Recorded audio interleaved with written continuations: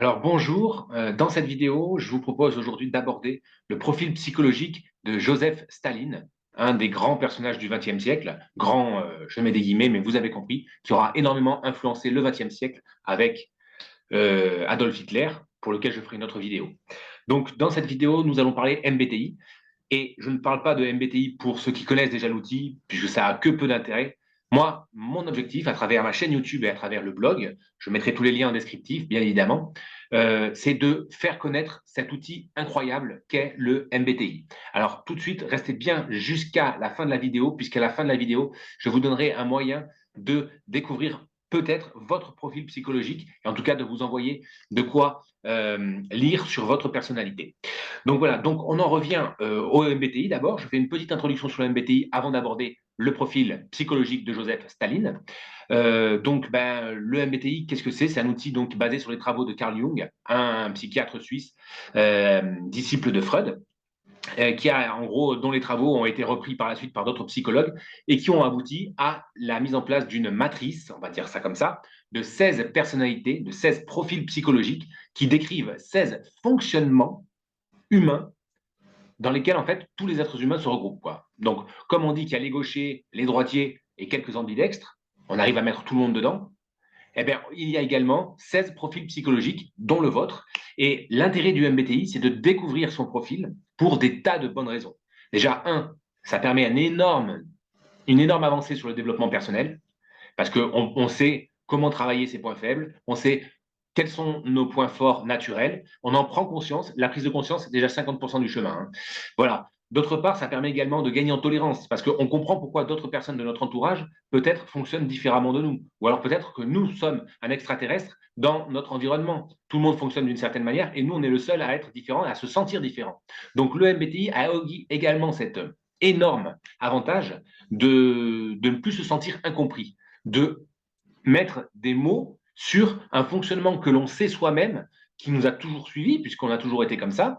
Et là, on comprend. Et je peux vous garantir que c'est un soulagement pour les gens qui ont certains profils qui sont un peu plus atypiques de notre société, puisque la société humaine, on va dire, hein, pas française, mais humaine de manière générale, est majoritairement dominée par la présence de certains profils qui font que ce sont eux qui ont construit la société. Donc du coup, ceux qui sont un peu moins nombreux, ben, ils peuvent se sentir un peu à l'étroit ou extraterrestre dans ce monde. Voilà. Donc également, le MBTI a un autre énorme avantage, c'est d'améliorer sa communication. Imaginez un Français qui parlerait un japonais en français, ben, il y a peu de chances qu'ils se comprennent. Eh ben, alors, il n'y a pas tant de différence que ça entre les profils, mais voilà, quand on a un INTP qui parle à un ESFJ, c'est deux types de profils qui sont radicalement opposés. Ils ont très peu de chances de s'entendre parce qu'ils ne vont pas utiliser les mêmes ressorts, ils ne vont pas avoir les mêmes forces, les mêmes attentions portées, etc. Donc, en tout cas, le MBTI permet de gagner en efficacité et de mieux se comprendre. Je clôture la parenthèse sur le MBTI. Cette vidéo, donc, on va s'intéresser au profil psychologique de Joseph Staline, qui était donc ENTJ, et on va comprendre ensemble ce que ça veut dire. Et si vous êtes ENTJ, donc je vous renvoie encore une fois à la fin de la description, à la fin de la vidéo, je vous dirai comment essayer de déterminer votre profil. On va voir ensemble ce que ça veut dire ENTJ. Donc E, c'est sa préférence pour trouver son énergie. C'est-à-dire qu'en fait, Joseph Staline était extraverti. Donc, les personnes dites extraverties dans le sens du MBTI ont besoin de beaucoup d'interactions sociales, de beaucoup d'échanges pour trouver leur énergie. Ils sont bien quand il y a beaucoup, au milieu de la foule. Ils préfèrent avoir beaucoup de contacts en surface, finalement, que peu de contacts très approfondis et des conversations qui sont très détaillées. Eux, ils préfèrent finalement avoir énormément d'interaction. Donc le E, c'est pour la capacité, la faculté que la personne a à trouver son énergie, extravertie ou introvertie. La deuxième lettre du profil de Staline, c'est il était N. N comme intuitif. Alors la deuxième lettre du profil psychologique, celle qui arrive la deuxième dans l'ordre, c'est donc ça c'est Jung hein, qui l'avait déterminé, c'est la préférence que chaque individu a pour récolter l'information en permanence dans la vie de tous les jours. Il s'était rendu compte quand même qu'il y avait deux types de fonctionnement différents. Il y avait certaines personnes qui utilisaient leurs cinq sens, les sensitifs, les S, les cinq sens, hein, le goût, l'odorat, etc. Et d'autres qui utilisait prioritairement l'intuition. Donc, on va dire le sixième sens, en quelque sorte. Alors, c'est jamais, quand on parle de préférence, c'est jamais ou tout l'un ou tout l'autre. C'est une sorte de curseur, en fait. On est plus ou moins quelque chose. Mais voilà, donc Staline, lui, il était N, intuitif. Intuitif, donc ça renvoie à pas mal de caractéristiques. Je vous mettrai les liens en dessous de la vidéo.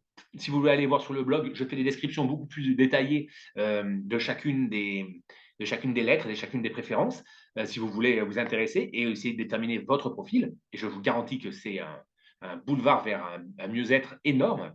Et donc Staline était intuitif, c'est-à-dire qu'en fait, donc il était un peu plus lent dans ses prises de décision. Enfin, il y a différents après, on va dire signes qui montrent qu'on est intuitif ou sensitif, mais il était beaucoup moins réactif dans la réaction. Ça, c'est très très sensitif. Mais par contre, voilà, il avait cette vision beaucoup plus à long terme qu'un sensitif qui, lui, est plutôt terre à terre. C'est un peu des caricatures, c'est des grands traits de caractère, si vous voulez. Mais je ne veux pas mettre les gens dans des cases. C'est surtout pas l'objectif du MBTI. Hein. Si je dis que vous êtes droitier, je ne vous mets pas dans une case. C'est une préférence. Voilà. Je cherche juste à trouver vos préférences. Même si, en étant droitier, vous êtes capable d'utiliser un stylo de la main gauche. Voilà. Mais vous le ferez moins bien et plus lentement. Vous avez compris la notion de préférence. Donc, Staline était E pour extraverti, N pour intuitif. La troisième lettre, c'est la lettre qui renvoie à la préférence que l'individu a pour prendre ses décisions. Qu'est-ce qu'il écoute? Est-ce qu'il écoute d'abord son cerveau, comme Staline, puisque le cerveau, c'est la lettre T, comme thinking, ou est-ce qu'il utilise plutôt, enfin son cerveau, c'est sa logique plutôt, ou est-ce qu'il utilise prioritairement ses émotions, son cœur, son affect, la lettre F pour feeling? Là aussi, je vous renvoie vers les liens que je mets en dessous de la vidéo pour avoir plus de détails. Et donc, Staline, lui, il était thinking, c'est-à-dire qu'il prenait ses décisions de manière logique, de manière cartésienne, et en mettant, entre guillemets, au second plan la partie affective qui pourrait éventuellement l'influencer dans ses décisions. Là, je dis il en parlant au présent parce que je ne parle pas de Staline, je me parle bien de l'ENTJ, qui est un des 16 profils. Voilà. Donc voilà, E-N-T. Et la dernière lettre, c'est le style de vie. Le style de vie, donc on est soit perception, soit jugement. Et en l'occurrence, Staline était jugement, c'est-à-dire qu'en fait, il était beaucoup plus finalement dans le présent, il était en gros, il est organisé, il aime timer sa journée, etc. Alors que le P, celui qui est plutôt perception, lui, il a une très mauvaise gestion du temps dans la mesure où il pense tout le temps qu'il peut arriver à faire les choses. Il est boulimique de tout ça.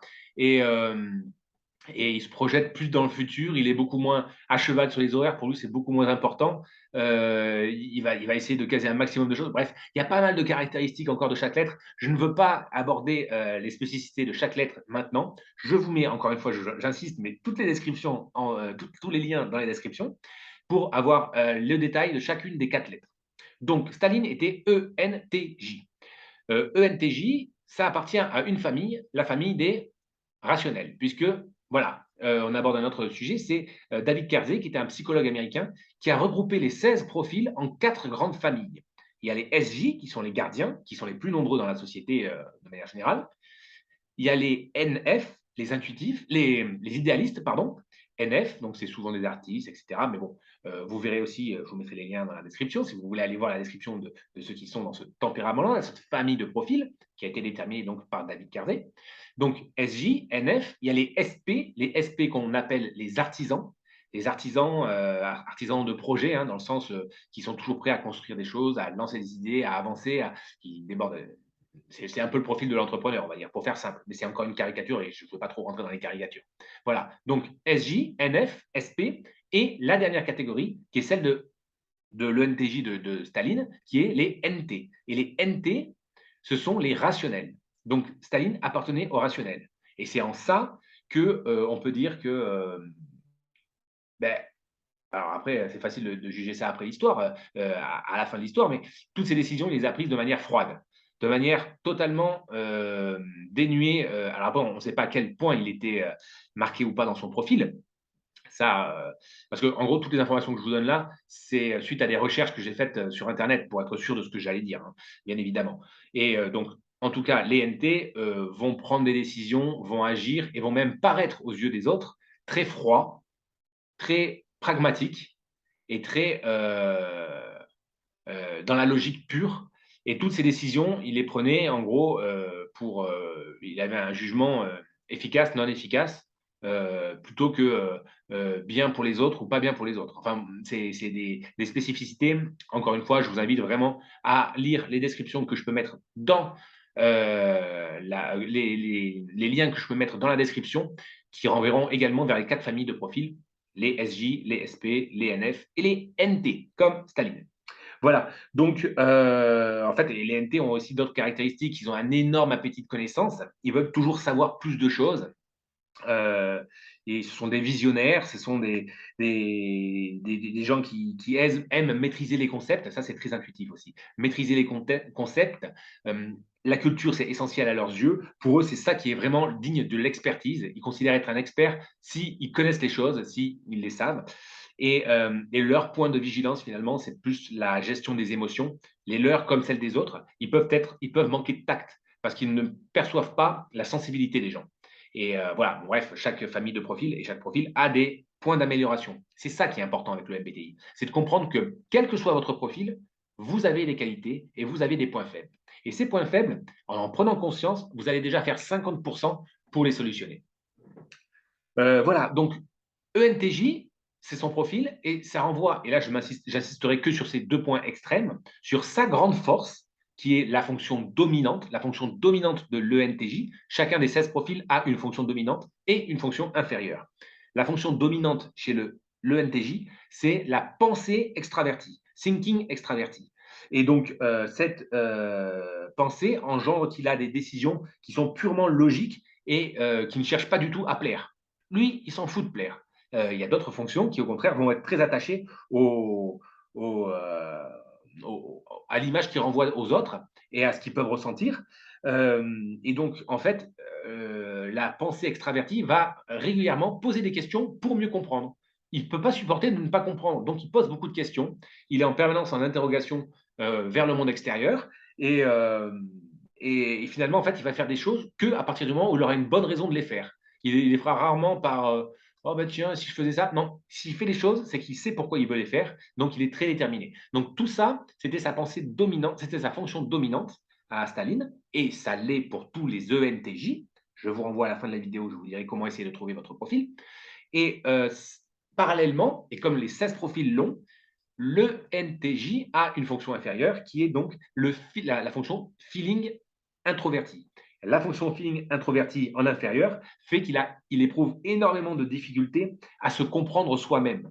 Le NTJ a cette difficulté à se comprendre soi-même et pour lui, alors avec le temps qui passe dans la vie, on mature ses fonctions en quelque sorte. Donc on apprend progressivement à les domestiquer. Mais il ne sera jamais autant à l'aise avec la fonction feeling introverti qu'il l'est dès ses 20 ans avec la pensée extravertie, comme on l'a vu avant, qui est sa fonction dominante. En fait, cette fonction inférieure fait que la fonction donc feeling introverti en fonction inférieure, c'est celle qui explique justement qu'il est très peu intéressé en fait par créer une ambiance harmonieuse dans son entourage, dans sa famille, dans ses amis. Ça va être obsessionnel pour certains profils. On en parlera dans une autre vidéo, mais en tout cas pour lui, ça ne l'est pas du tout. Et ça s'explique parce qu'il a la fonction feeling introverti en inférieur. Voilà, et il gagnera à la développer.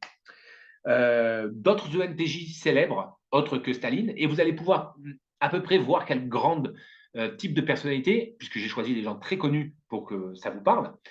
Outre Staline, en ENTJ, on avait qui? On avait Jules César, il y a Bill Gates, donc c'est des gens qui aiment le pouvoir, qui aiment décider quand même. Hein. Il y a Steve Jobs, qui était connu pour être un entrepreneur très très difficile, très dur avec ses équipes, hein, parce qu'il savait ce qu'il voulait, il savait où il voulait aller, il était très autoritaire. Une femme très autoritaire également, Margaret Thatcher, pour ceux qui ont connu la période en Angleterre des années 80-90, surtout 80 d'ailleurs, la Dame de Fer, elle a été connue pour ça, hein, pour un tempérament, une main de fer, et pas forcément dans un grand velours. Et également George Clooney, par exemple, un acteur voilà, qui est ENTJ comme toutes les personnes que je viens de dire. Donc tout ça pour dire quoi? Tout ça pour dire qu'il n'y a pas de bon ou de mauvais profil. Déjà, dans les 16, que quel que soit votre profil psychologique, sachez que vous avez des qualités et des points faibles, mais comme votre voisin. Et peut-être que votre voisin, vous l'admirez, alors qu'en fait, sachez que lui aussi a des points faibles. Et c'est ça qui est important avec le MBTI, c'est de comprendre, et c'est ce que je veux vous faire comprendre sur le blog et sur la chaîne YouTube, que vous avez un potentiel énorme pour pouvoir vous réaliser, à condition d'en prendre conscience. Et c'est ça qui est intéressant avec cet outil de développement personnel qu'est le MBTI, basé sur les travaux de Carl Jung, c'est que on prend conscience de qui on est vraiment et qu'il y a plein de choses qui sont dans notre matrice finalement presque neurologique et qui fait que bah, c'est normal. Il y a des choses qui sont normales chez nous, on n'est pas à l'aise avec dans certains domaines. Par contre, on est très à l'aise dans d'autres domaines et on le sait parfois pas parce qu'on pense que tout le monde est comme nous. Ben non, non, non, non, non. Tout le monde n'est pas comme vous, justement. Donc, en fait, le MBTI, c'est un excellent chemin de développement personnel et c'est en ça qu'il est génial. On arrive à la fin de la vidéo. Je vous avais promis de vous aider à découvrir votre profil psychologique. Alors, je vous invite à regarder dans la description. Je vais vous mettre un lien vers. Alors, c'est un questionnaire que je vais vous adresser qui vous permettra. Il y a même pas 40 questions, ce qui rend la chose beaucoup moins fiable que le questionnaire officiel. J'insiste, le questionnaire officiel a plus de 200 questions. Il s'accompagne d'un entretien avec un psychologue certifié, chose que je suis. Alors, je ne suis pas psychologue, mais je suis certifié MBTI. Et en fait, la combinaison et du questionnaire de 200 questions, et pas de 40 comme le mien, hein, et de l'entretien, vous permet de mettre à coup sûr quasiment le doigt sur votre profil psychologique. Moi, ce que je propose, c'est une version allégée, forcément. C'est à distance, c'est sans entretien psychologique, en tout cas pour l'instant. Peut-être que par la suite, j'ouvrirai à la possibilité à mes aux différents fans du blog de pouvoir échanger avec eux pour essayer de déterminer avec eux leur profil psychologique. Donc, remplissez le questionnaire, cliquez sur le lien, vous allez recevoir un questionnaire et les 16 descriptifs des 16 profils. Chacune des synthèses, c'est moi qui les ai faites à travers de nombreuses lectures, de nombreuses vidéos pour essayer de recadrer bien les choses.